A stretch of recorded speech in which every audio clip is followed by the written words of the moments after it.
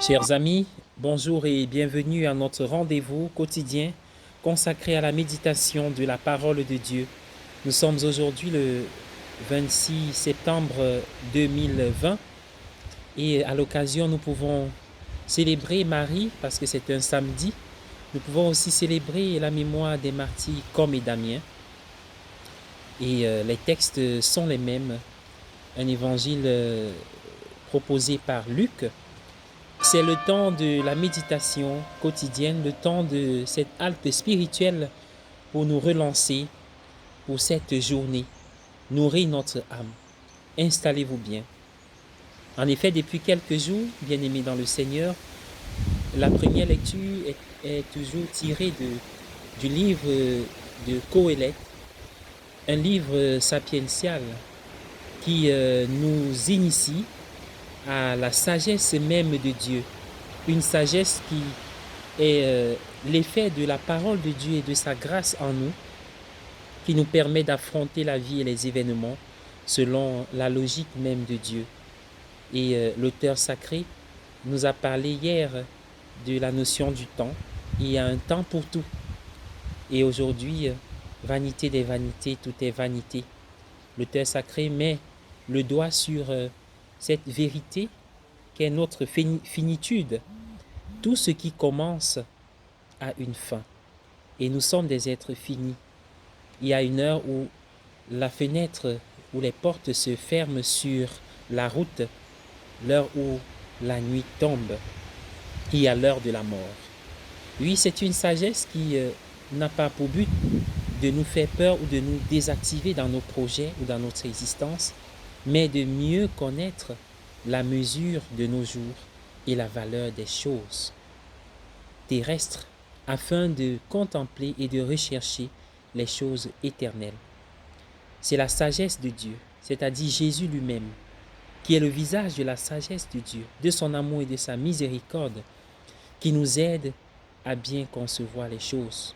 Vous voyez dans l'évangile de ce jour, conscient de tout ce que le Seigneur Jésus faisait, les gens étaient dans l'admiration, ses apôtres avec. Mais il leur annonce la croix, la passion. Dans l'évangile de Saint Luc, c'est la deuxième fois que Jésus parle de la croix.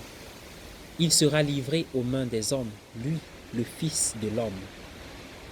En effet, il existait à l'époque plusieurs thaumaturges, des magiciens, qui pouvaient, par prestigitation, opérer ce qu'on pourrait appeler miracle, des choses merveilleuses et spectaculaires.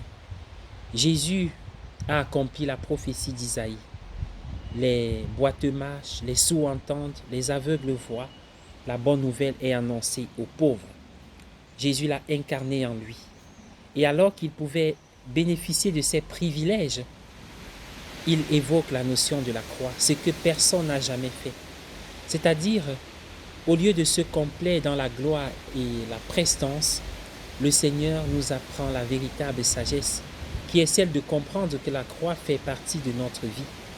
Non pas parce qu'il a voulu, mais parce qu'il est capable, dans son amour, de transformer les chemins de souffrance en chemins de liberté et de paix. En regardant la croix dont Jésus parle aujourd'hui, nous sommes invités chaque fois à y voir l'expression parfaite de l'amour.